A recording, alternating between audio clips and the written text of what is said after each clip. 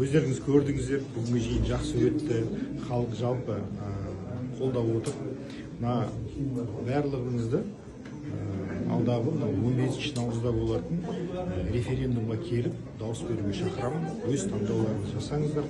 Бұл жаңа конституцияның артықшылықтарының барлығы бұл қоғамға, біздің елге көп мүмкіндік беріп отыр. Бұл өйткені заман талабы сай отыр.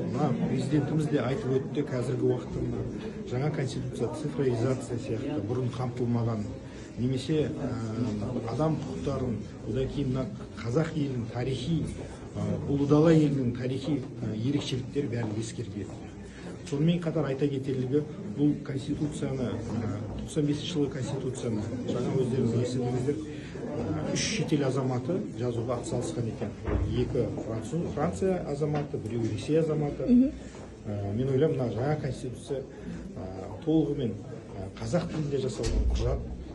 Біздің қазақ елінің азаматтары, қазақ елінің жанашырлары барлығы атсалысып, қайраткерлері осы жаңа конституцияның еліміздің барлық тұстарын, барлық қажеттіліктерін қамтитындай етіп жасап жатырмыз.